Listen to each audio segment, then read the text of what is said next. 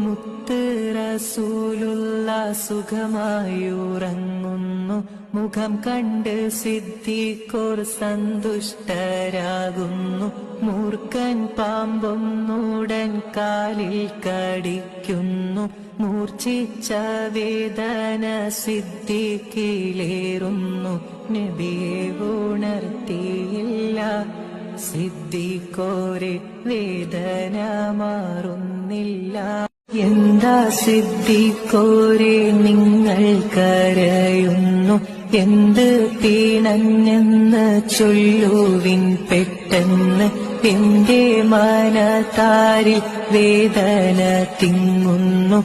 എല്ലാം പറഞ്ഞ അബൂബക്കർ നബിയോട് ഉമിനീർ പുരട്ടി നബി. സിദ്ദീഖോരെ ഉഗ്രവിഷമിറക്കി